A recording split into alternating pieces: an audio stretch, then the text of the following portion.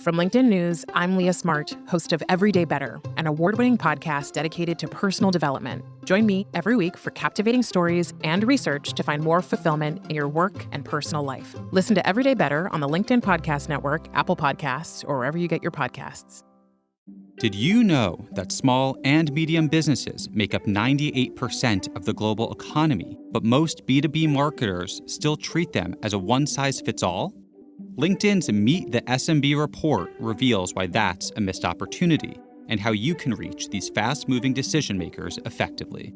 Learn more at linkedin.com/meet-the-SMB. Hello, my friend, and welcome to another exciting episode of Negotiate Anything Live. In this special segment, we're sharing one of our LinkedIn Live events where listeners like you can join the conversation and shape the episode with your comments and questions. We've put a link to the event in the description of today's episode, but make sure to follow me on LinkedIn so you can join the conversation next time. I'm really glad you're with us today. With over 10 million downloads and listeners from more than 180 different countries, it's dedicated listeners just like you who have made Negotiate Anything the #1 negotiation podcast in the world. I'm your host, Kwame Christian. I'm a business lawyer, mediator, author, and the proud CEO of the American Negotiation Institute.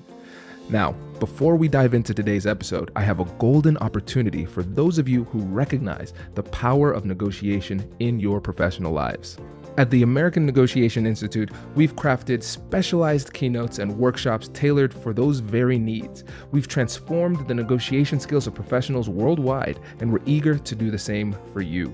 We believe the best things in life are on the other side of difficult conversations, and our goal is to help you improve your lives and the lives of those around you, one difficult conversation at a time. Don't let another challenging conversation leave you second guessing. Click the link in the description to discover how we can help you find confidence in conflict, negotiate better deals, and have stronger relationships. Because in the world of business, every conversation counts. And now, without further ado, let's jump into the interview. Hello, everybody, and welcome to our live. And if this is your first time joining a LinkedIn Live, welcome. For those of you who have been here before, welcome back. You know how it goes. We always start these LinkedIn Lives off with Kwame being terrified of whether or not the technology is working. So show me some love in the comments. Just let me know you're there. Let me know this is working. And then once we get a little bit of activity going in the comments, then we will get started. So just let people know maybe where you're coming in from. Say hello, what's up, those type of things. And then we'll get into it. So I was really excited when I saw how many people registered. Tells me that we're hitting on an important topic. Elijah, #1. Thank you. Good to see you there. So good. We're starting off hot, literally, because we have fire emojis. Whitney Christian, hello. I like your last name. Maybe I should marry you. Welcome. Good. We have Ohio, we have Alabama, we have the SEC and Big Ten representing. DC with Lisa. Awesome. Hey, Elizabeth from Portland, Oregon. I was in Oregon in May. I was in Corvallis. Usually I'm in Portland, but yeah, so it was nice to see another part of Oregon. Dallas, Texas represented. This is awesome. All right, great. So we got some activity. The LinkedIn Live is working. So everybody, I'm going to pack it up. We're going to start it off with start and end with a win. The technology is working and we are out of here. No, I'm just kidding. All right, so let's go ahead and get started. Welcome to our LinkedIn Live. If you're on YouTube, welcome to our YouTube video. If you're listening to the Negotiate Anything podcast, welcome to our podcast episode. It's good to have all of you here. Today, we're going to talk about when to walk away from a deal, a relationship, those type of things. And just based on the activity we got in the comments of the post and how many people registered, we were clearly hitting on a topic that's really important. Because whenever we're negotiating, we're always focused on how can I make the deal? What can I do to get this across the finish line? But not all deals are meant to be made. And that's a really tough thing. And a lot of times when it comes to that point, we're not sure exactly how to handle it. It becomes really awkward, So how do we end a negotiation that didn't culminate in a deal? So that's what we're going to do today. So we're going to keep our typical format. I'm going to drop 3 tips, and then we're going to open it up to the audience, which is you, and you ask me any questions. So for those of you who are watching the replay, this is just a reminder, join us live next time. Come in, join the conversation. It's lots of fun. All right. So we're going to start off with point number 1. And this comes down to mindset, as it often does. So like I said, a lot of times we go into these negotiations and we're saying to ourselves, I need to get this deal done. I need to get this deal done. But one thing I love to say is negotiation isn't the art of deal making. Negotiation is the art of deal discovery. So if you think about negotiation as the art of deal making, it can put some inappropriate pressure on you to try to force a deal across the finish line that never should have been made. And so sometimes you can find yourself in a negotiation and you recognize it's not really going where you wanted it to go. And then you have to start to think to yourself, all right, no, I need to get this deal. I need to get this deal. What can I do to get this across the finish line? How much do I need this thing? Maybe I should concede. Maybe I should make a concession. Maybe I should give something up. And it wasn't something that you planned to give before. But you say, maybe this is what it takes. And the worst outcome that you can come up with in a negotiation isn't not getting a deal. It's really finding yourself stuck in a deal that never should have been made. Right? So if we start to shift our mentality to thinking about negotiation as the art of deal discovery, then it takes a lot of pressure off of us, because we're not saying I need to get this deal done and I'll do whatever it takes to get this deal done. We're saying, all right, I'm having this conversation. I'm going to lead with curiosity. I'm going to figure out what they need. I'm going to clearly articulate what it is that I need. And then the process of negotiation just comes down to, what does it take to get a deal done? And what can we get this done? Is it possible? Is there interest overlap? Can we make this happen? And so we're going to work together to see whether or not we can co-create a workable deal for you and for me. And if we can, that's great. Let's move forward. Let's close this deal. If we can't, no harm, no foul. It's okay. We can move on. Okay. So that mindset is important. Now, that's pretty easy to understand. That's pretty straightforward, but we understand it's a little bit more difficult than that, because we could say, all right, Kwame, I mean, I could say I don't want to find myself in a bad deal, but I actually really need this deal. Like, the money would be great right now. I really feel like this is a necessity to me. And one book in negotiation that I think is underappreciated is Start With No by Jim Camp. And what he says in the book is that when it comes to negotiation, one of the worst things you can feel, one of the worst emotions that can drive you, is the feeling of need. The feeling of need. Because if you feel needy during the negotiation process, the person can use that as emotional leverage and get more inappropriate concessions from you during this process.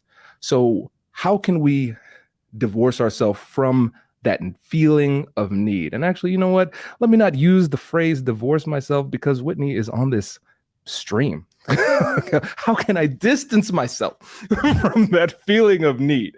And that brings us to preparation. Okay, so it all comes down to preparation. And this is going to be, if you didn't catch our last LinkedIn Live when we talked about the importance of not focusing so much on the bottom line, now this was kind of counter that narrative to a certain extent, demonstrating where you need to focus on the bottom line. And so again, let's revisit the concept of BATNA. I brought it up in the last one. I'm going to bring it up in this one. It's a core tenet of effective negotiation. So we have to have an understanding of it. So BATNA is an acronym. It stands for Best Alternative to a Negotiated Agreement. Okay, so your best alternative to a negotiated agreement.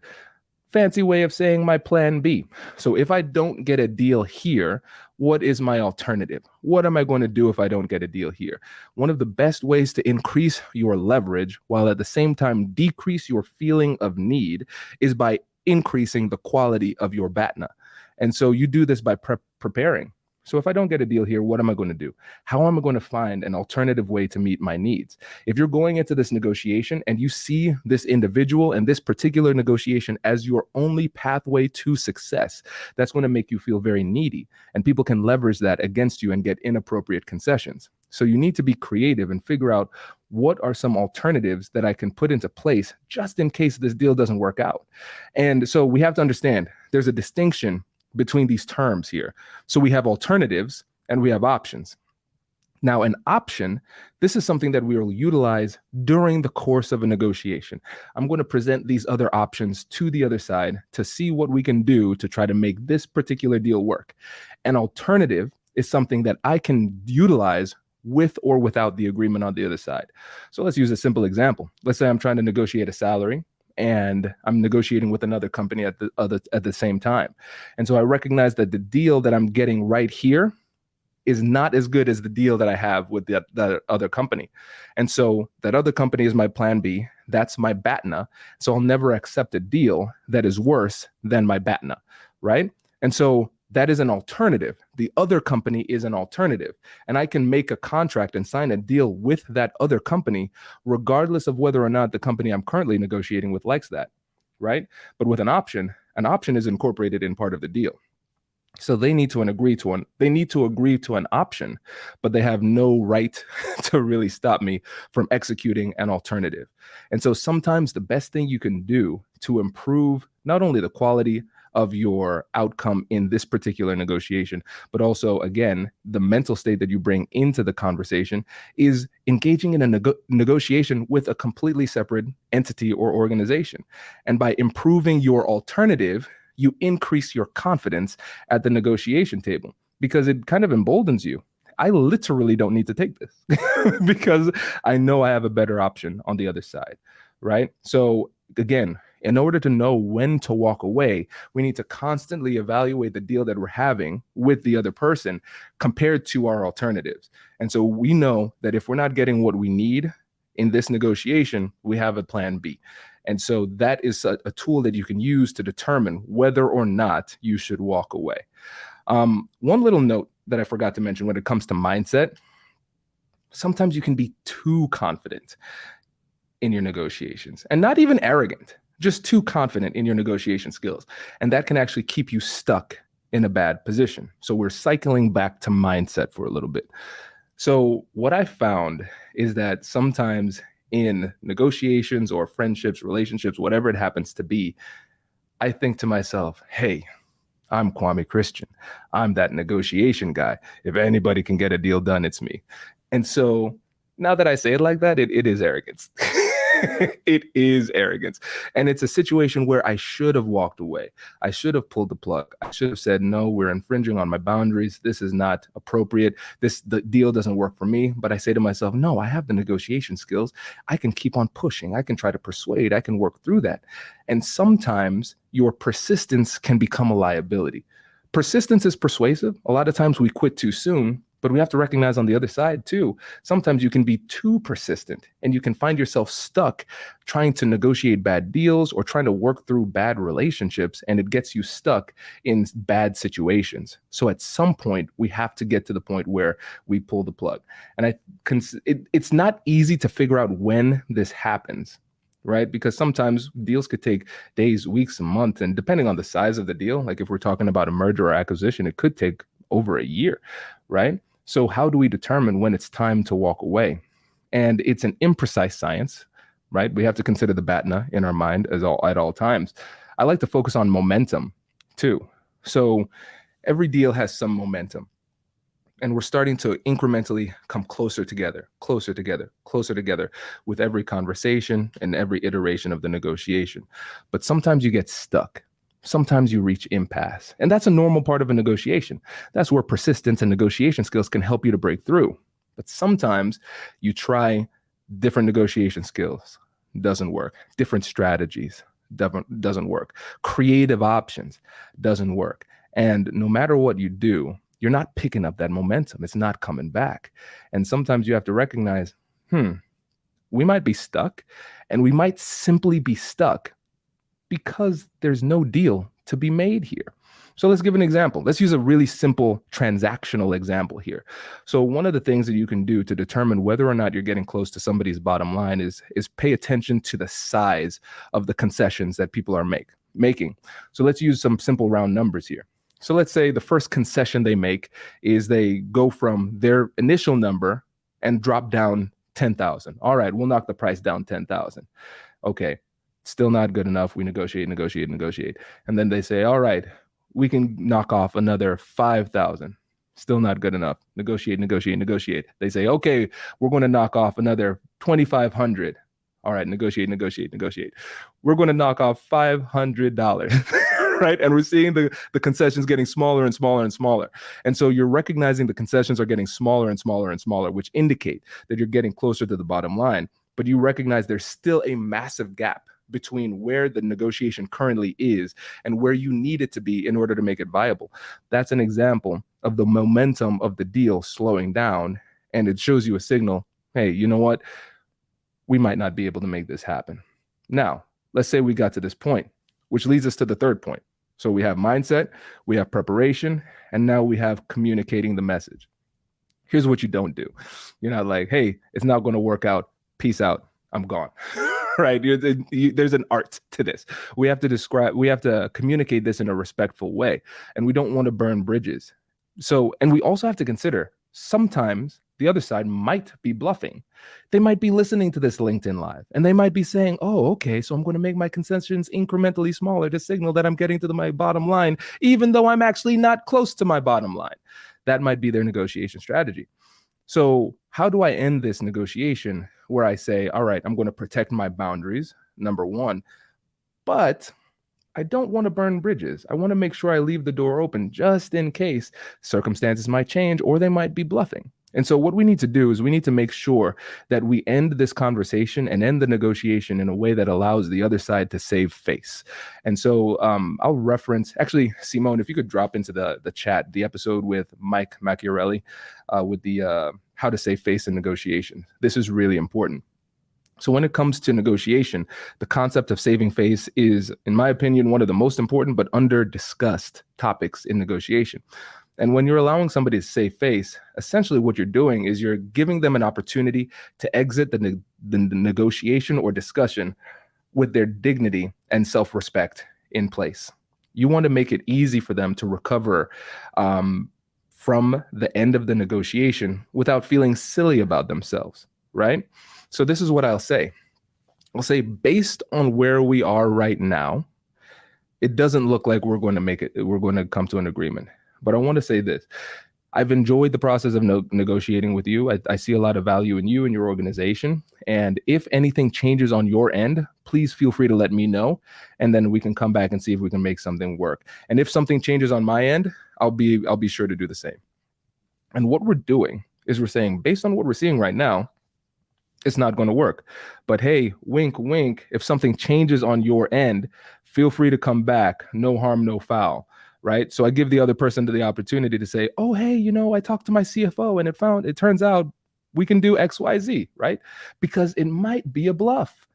And I don't want to just say, hey, this deal's done. We're out of here. And then it feels kind of awkward for them to come back and say, hey, Kwame, actually, I was bluffing. I'm nowhere near my bottom line. I can give you more. That would look kind of weird. And it would be hard for them to do that and still save face.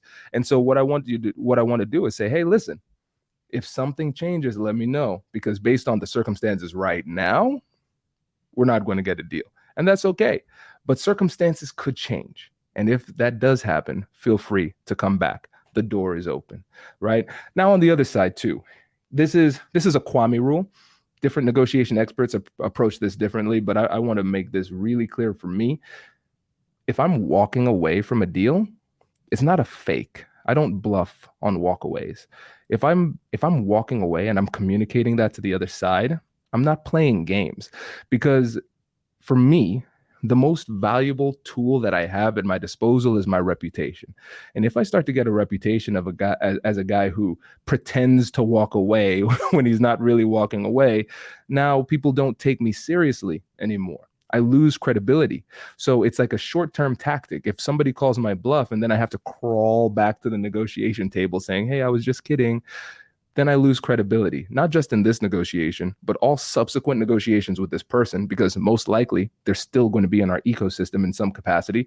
But then your reputation permeates without your permission, right? They're going to talk to other people. It's like, hey, Kwame might pretend like he's walking away, but he'll be back. Just wait, give him 7 days, he'll be back, right? I don't want that. I can't have that. And so I'm really clear. If I'm walking away, I'm walking away. And I can do that with confidence because I've taken the time to adjust my mindset and I've taken the time to prepare to make sure that if I do walk away, my BATNA is strong and I'm still in a good position. If I've come to that position where I'm walking away, I've done a thorough analysis of how I can still survive and still be okay, despite the fact that we didn't come to an agreement today in this negotiation. So those are the 3 points: mindset, preparation, and how to communicate the walk away respectfully, and an added bonus on not bluffing. 18 minutes, not too bad for this solo lecture here. But I want to open it up to questions. Hey, from Jamaica. What's up? My family's from the Caribbean, Dominica and Guyana. So shout out to the islands. So yeah, Simone, let's highlight some questions. What questions do we have? Or comments, interesting comments. Hello, my friends. Before we get back to today's episode, I want to ask you a question. Have you ever wondered how to elevate your team's negotiation game and how you can help the folks on your team have better, difficult conversations? At the American Negotiation Institute, we offer transformative keynotes and workshops tailored to empower professionals with top-tier negotiation and conflict resolution skills. Whether it's a keynote for your next event or hands-on training for your team, we've got you covered. Don't just negotiate. Master the art with the American Negotiation Institute. Click the link in the description to find out more. Elevate, negotiate, and succeed. Small and medium businesses don't have time to waste, and neither do marketers trying to reach them. On LinkedIn, more SMB decision makers are actively looking for new solutions to help them grow, whether it's software or financial services. Our Meet the SMB report breaks down how these businesses buy and what really influences their choices. Learn more at linkedin.com/meet-the-SMB. That's linkedin.com/meet-the-SMB. Hey, Felix, I see you. I was actually just thinking about you. So yeah, I'll shoot you a message. Pat. Hey, everybody, check out Pat's episode on Negotiate Anything. Really, really great. Good to see you, Pat. When leaving a negotiation, we open the box slowly and we close the box slowly. Why?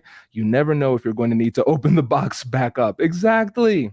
And here's the thing. We have to recognize that it's easy to say this in a situation like this where it's just, hey, it's us just talking, having a nice little intimate conversation with the open internet, right? There's no deal on the table. It's easy for us to say this in a theoretical sense.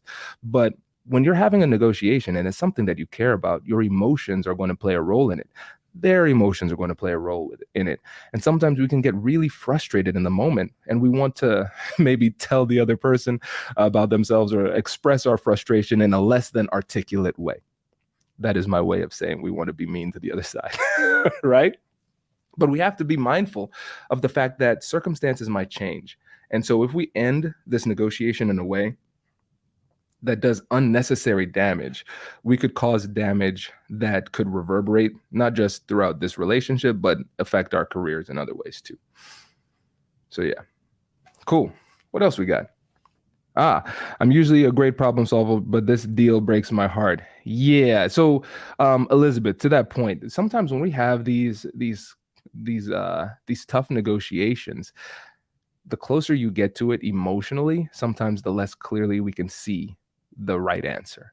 And sometimes in these situations, what we have to do is we have to bring in a third party. That could come in the form of a mediator, but sometimes these conflicts that we found ourselves in, they don't have the financial, legitimacy to bring in a mediator. A mediator is expensive. And so don't think about a mediator in terms of the official sense where you have to pay like $500 an hour for an expert here. But sometimes it's just an impartial party that knows both people. In the context of a family, it might be a respected, trusted family member who has knowledge of the situation and both parties, but can be impartial in this situation.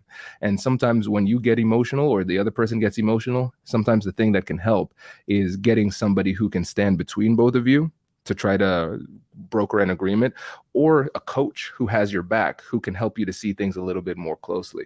So yeah, if you're using terms like "this deal breaks my heart," then that's a sign that it's really close to your heart. And that's when you have to bring in a third party from time to time that you can trust to bounce ideas off to see, hey, am I seeing this the right way? What would you do in this situation? Because sometimes our emotions can lead us astray. That's good. So Kwame, when you really need the job, but the money is not so good and you don't want to walk away, even though the money is the same as your previous job, what do you do? I think that's when we have to start to play career chess. So let's say if the money is the same in this new job as it would be for your next job, as your previous job, then you have to see where you can get other value. Because I like to think about these deals in terms of value, not necessarily money. Because you might have a deal where the salary is $100,000 and the other one is $100,000, but the benefits might be very different. The exposure you get might be very different. The opportunities for growth might be very different. And so as you're going through this negotiation process, you're not just negotiating the compensation package, you're also negotiating for information. I want to understand holistically how this could be beneficial to me or how it could hurt me, those type of things. And so I might still go for this new opportunity as I'm negotiating with them, because I might be able to negotiate for faster promotion. All right, cool. This is actually the same amount that I was making at my last job. I was hoping that I could make more. What flexibility do you have? I love asking the question, what flexibility do you have? Because it can entice them to negotiate against themselves. They might say, oh, we don't have much flexibility. Then you counter, you try to play that game a little bit. Let's say they're stuck at 100,000. All right, cool. Hypothetically, if I were to accept this deal and I perform to a high level, how long would it take me to reach the next level? Okay, good. So in 8 months, potentially I could get a raise. Okay, fantastic. What would it take to make sure that I do that? So I'm going to negotiate for that next promotion, and I'm going to negotiate for an explicit roadmap for how I can get there. And so you would accept that new position, even though the salary might be the same, if you can project into the future and think and see that this could be a better position for you for your next, the next jump in your career. So we have to think a little bit more broadly about the value of the deals and the relationships, because if we just look at the number, sometimes we might not make a good decision because we haven't done a thorough analysis. Good. Diamond. Can you touch on vulnerability, transparency, and hierarchy in negotiations and how to protect those interests while being so genuine? Thank you for that. First of all, let's put in the chat, how many people would like to have a LinkedIn Live on how to negotiate through hierarchies and through power dynamics? I'm starting to see that as a pattern in these in the comments that I'm getting in the question. So let me know if there's enough interest. That might be our next one. So great question. So when we're thinking about transparency and vulnerability, really what we're talking about is being open and honest with how we're thinking, how we're feeling, and what we need. I see a lot of value in that. And a lot of times we can be really guarded to our own detriment because we're not giving the other person the information they need to feel comfortable adjusting their position. Now, in our preparation process, one of the things that we have to do is we need to analyze what it is that we can say and what is it that we cannot say. Of course, we want to consider ethics into this. So let me put in like my legal hat real quickly. So ethically, we don't want to withhold information that prevents the person from making an informed decision. That's like lying by omission. So we have to make sure that we're being transparent with information that ethically we should be sharing.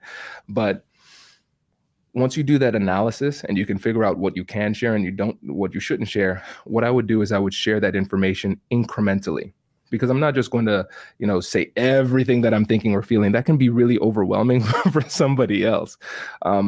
And I see this as an opportunity to build trust, because a lot of time trust is built through reciprocity. So I'm going to be vulnerable and transparent, and I'm going to give you a little bit. I'm going to show you a little bit of myself. And then I'm going to wait for you to reciprocate. I might ask some questions and prompt you to share in return. And then you reciprocate with more information. This is great. Now I can build a little bit of trust. Now I'm going to share a little bit more of me. And now you reciprocate by sharing a little bit more of yourself. And so that's how we can incrementally build trust by sharing information. I think in a lot of these negotiations, what ends up happening is that we are more likely to run into problems in our negotiations by withholding too much information than by sharing too much information. So I'm a big advocate for vulnerability and transparency. It's strategic vulnerability, right? We're not just like giving, like putting ourselves at their mercy inappropriately. So we have to think through it beforehand to make sure that we're sharing information appropriately. That's the first thing. Now, when it comes to the power dynamics in these conversations, this is another important consideration, because the way that you negotiate with somebody who is at your level or below your level is going to be different from the way you negotiate with somebody who's above your level too. So we don't negotiate the same way with everybody. The tone will be different. The approach will be different. We'll be a little bit more deferential, but not submissive if the person is at a higher level. And so it depends on the way that we're handling the negotiation. Does the person have more power in the negotiation because of leverage? So it's not a rank thing, it's a leverage thing. They just have more of what I need. Okay, that'll be a different tone. Is it a situation of rank within an organization? Do they outrank me? Am I trying to negotiate with my manager or my boss? Those type of things. That'll require a more deferential tone, those type of things. So I think, again, in the preparation stage, we have to make sure that we are considering the power differentials and the power dynamics as we negotiate. The core fundamental principles of the way that you negotiate will be more or less the same, but it will change as it relates to tone more so than anything else. Okay, great. Michael, good to see you. At what point should the company leader step in during the negotiations when companies are negotiating through a third party? So we're saying through a third party in terms of like a mediation. I think when it comes to the leaders, it depends on the circumstances. But what I like to do, or what I've seen other companies do, is that they have certain members of the team lead the negotiation. And then if the negotiation becomes a little bit more difficult, or you feel like you need to bring in a little bit more weight to the negotiation, then you go up in rank. So for instance, it might be the person who is a business development leader, a salesperson in the organization handling the negotiation initially. Okay, now it's getting a little bit tough. I'm not sure what kind of flexibility I have. So at this point, I'm going to bring in the CFO. The CFO is going to join the next negotiation. We're going to bring that person in. And then let's say it's, I've seen this a lot in procurement, for instance. So we have a big Fortune 500 company and a supplier that is critical for the support of that Fortune 500 company, but the supplier is much smaller than that Fortune 500 company. And so you might see maybe the CEO even come in and start to have that conversation with the procurement leader, because they're saying to themselves, this is an important deal. If we get this deal, it could make or break the company. So then we bring in a little bit more gravitas and weight to the conversation as necessary to pack a little bit more of a persuasive punch. And so I like to, when I'm coaching other teams, again, it depends on the circumstances, I like to have that increasing weight of authority as necessary. But if you start the conversation and it's like the CEO leading the negotiation, then where else do you go? Right? It's really tough. And I had Lucine Merabi on the podcast, a great negotiation expert. If you're not following her, make sure you follow her. She's really good. And she brought in she had this really good example. She said, if I've already spoken to God, why would I care to speak to the apostles? I thought that was really interesting, because she said, if you just start off with the head honcho, whoever's on top of the organization, then they're not going to bother talking to anybody else, because you're the ultimate decision maker. So I don't need to talk to anybody else. I'm just going to talk to you. So you want to be really mindful of when you call in that big weighted authority, because it can really make a difference in the negotiation. But if you start at that level, there's no way to level up from there. All right. Kristen, I'm a I'm a clinical person new to salary negotiation. I want not to burn bridges with recruiters and companies, so I often do not interview with multiple recruiters slash do not have a backup. Is that stupid? I would never call anything stupid.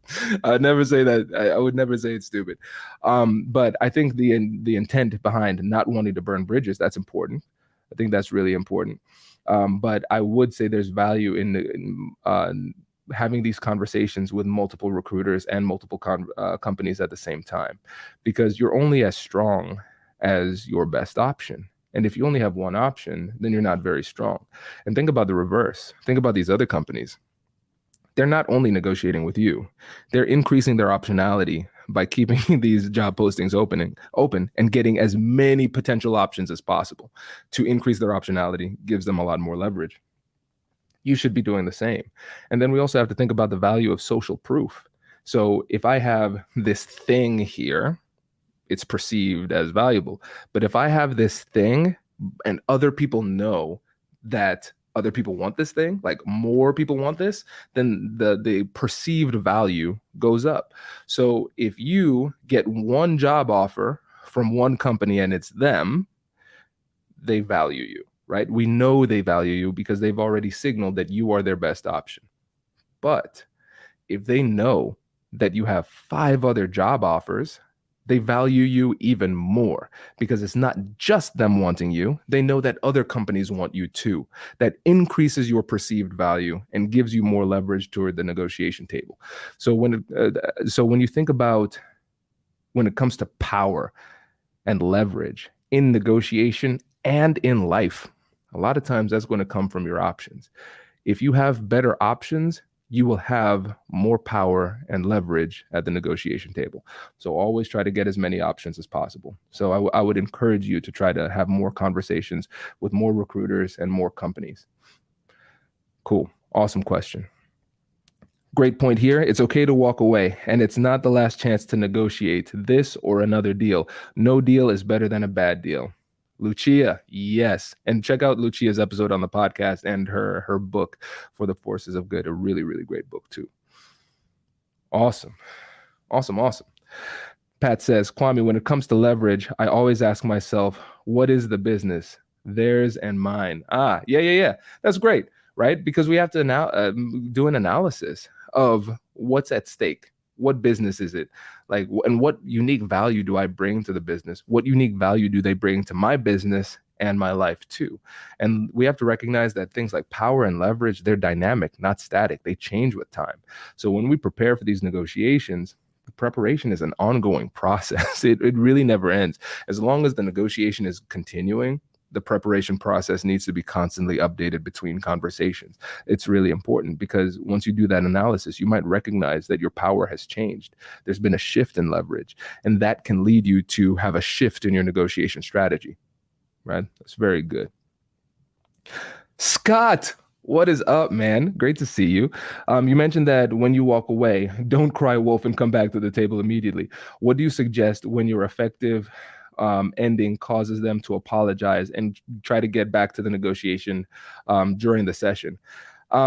So this is an awesome question, because there's going to be that desire, that really human desire to say, to almost call them out, like, I knew you were bluffing.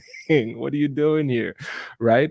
But in those situations, I just assume that it's a mistake. I'll let them think that. I'll just say, hey, listen, I understand circumstances might change, those type of things. Whatever excuse they give, I go ahead and validate that, because I recognize that there might be an emotional benefit for me to call them out. Like they say, oh, actually, no, my calculation was wrong, blah, blah, blah. And I'm like, no, it wasn't. You were trying to steal from me, right? There's the temptation to do that. But what I'll do is I'll give them the benefit of the doubt, and I'll just say, hey, listen, that happens to the best of us. I understand. So tell me now, since you've had a chance to think it through, what's realistic for you? So I'm going to let that go. I'm going to let it go. So when they do come back, I'm not going to hold it over their heads, but I will make a note of it. I will make a note of it for next time, because I'm going to be a lot more skeptical of their resistance into the future, because I recognize that they might be playing a bit fast and loose with the truth when it comes to what their boundaries really are. Yeah, great question, Scott. Cool. What else? Awesome questions and comments, by the way. This is really great. Any other ones coming through? All right. Oh, I see this one that came through at 234. If the first option didn't work out, but they come back to the table with something else to consider, does that mean I have a better negotiation opportunity? I would say that it helps you to, and this is kind of a playing off Scott's question too, right? I think I would consider what it means for my leverage and power in this negotiation, because it's a signal. I'm getting some data. So the data is that, all right, there's still life in this deal. There's still flexibility. I can get more. How much more? I'm not sure, but I can get more, which makes this deal potentially more viable. And also, if they're willing to kind of risk their reputation and come back to the negotiation table, that means they might need the deal a little bit more than they were initially demonstrating. So they might have been acting really tough and cool, saying, oh, yeah, it's all good. We're in a good position. Yeah, if this doesn't work out for you, it's fine. No, we can't go lower than that. No, it's okay if you have to go. And then, we end the call or whatever, and they come back. Actually, you know what? We were just thinking. I'm like, okay, you came back really quickly. You might need this more than I initially realized. So what I like to do is I like to remember this really important point. Every offer comes with information. So a lot of times what ends up happening is we get an offer or a counter, and then we just kind of go back and forth. It turns into a game of conversational tennis, right? We start haggling or something like that. But that's actually really interesting that you came back to the table. So I'm going to ask you a few questions. All right. Out of curiosity, it seemed like you were pretty sure that this wasn't going to work out. What changed on your end? All right. Can you help me to understand, when it comes to this deal, how is that beneficial to you? And out of curiosity, hypothetically speaking, what changes for you if you don't get this deal? How does this impact you? Right? So I'm gathering information. This is important, because I might find out I might have a lot more leverage than I thought. And if I make that analysis and come to that conclusion, I have more leverage, then I might be a little bit more assertive the next time I come back to the table. Because I was okay with not getting the deal and walking away, because I know what my BATNA is. I have a viable option. They might not. And sometimes when you see somebody's negotiation strategy deviate or change really quickly, that's an important thing to pay attention to. I might have misread this power analysis that I made initially. Let me see how much I can get. Let me push a little bit further, right? So again, that's another example of why I don't bluff. You embolden the other side, right? They push a little bit harder. So that's a really good question. Cool. Vilma, tell me if I'm pronouncing that right. I'm a real estate agent, newer in the field. I have a high-ranked client approaching me with an offer to sell his properties in a few hundreds, I'm assuming hundreds of thousands of dollars. They approach more experienced agents with their properties in a higher price range. Will I lose them, giving them discount on their commissions? They're in the negotiation business. Oh, they're in the negotiation business. Okay, so they're trying to play games. Here's the thing. We have to be really intentional about honoring ourselves during these negotiations too.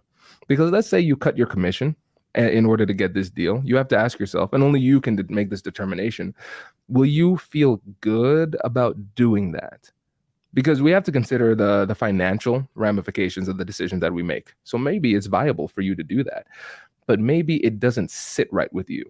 Maybe you look back on that agreement and you don't feel good about yourself because you don't feel like you're being paid what you're worth.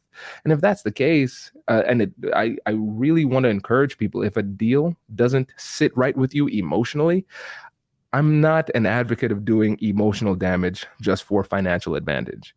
Now, that could be considered a privileged position. If you're already in a financially secure position, then you have the benefit of being able to make that decision. Oh, it doesn't feel right, so I'll let that money go. But you might not be in that type of position. So you might have to take that deal. So that's the first thing. Consider how it will make you feel. And also consider this too. You mentioned that the person that you're talking to, they're a high value client, if I remember the term correctly. They're high value and they're experienced negotiators. They might be testing you. And by just saying, okay, yeah, I'll cut my commission, they might say, if she does not advocate for herself, how can I expect her to advocate for me? And sometimes the best way to get respect from somebody else, especially if they have a lot of experience and power, is by resisting and holding your ground. So I know that is not a specific answer that tells you exactly what to do, but it does tell you some important considerations to keep in mind as you make that decision. It's not as clear as just yes or no. We have to do a little bit of introspection to see what sits well with you. But I always advocate for standing up and pushing a little bit harder. Cool. Michael, how do you determine whether to keep negotiating with a company or a person or to call it quits altogether? I think, like I said, we pay attention to the momentum, and also we have to pay attention to time. So we have to think about, if we were to put like an hourly rate to our time, the deal gets more expensive the more we invest into it. So we have to consider what the return on investment is. And a lot of times we don't consider the value of our time in that calculation. And so let's say this is a deal worth $10,000, something like that, random number, $10,000. Okay, cool. And typically your deal value in this range is around $10,000, $12,000, $15,000. Okay, cool. So this is where we are at $10,000. We recognize that the more you negotiate, the less valuable the deal becomes. Because if we calculate the hourly rate gets smaller if we start to value our time in the negotiation. So if I'm negotiating with this person for months for $10K, then it becomes not worth my time very quickly. Right. And so a lot of times when we're determining when to walk away, we have to recognize at some point I have to start valuing my time, and it might be valuable for them to keep on chipping away at a couple $1,000s, but it's not valuable to me. And so I think we have to consider the value of the time. And I'll be really transparent with this too. So again, going back to vulnerability and transparency, if I'm walking away, I'm letting people know why. So maybe the deal is still economically valuable, but when I think about it in terms of investment of time, it's just not worth my time anymore.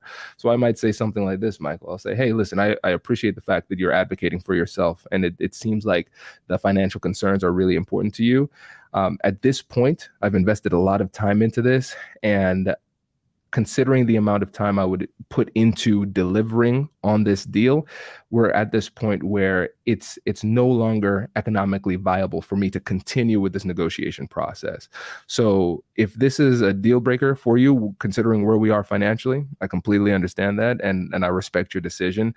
But for me right now, if we're not able to come to a conclusion in this conversation, I'm going to have, unless something changes, I'm going to have to walk away. Something like that, right? And that's a freestyle. There's no prep. I would prepare. I would say that in a more articulate way. But I think just recognizing that sometimes we don't value our time enough and consider that in part of the deal. So time is going to be something that we consider.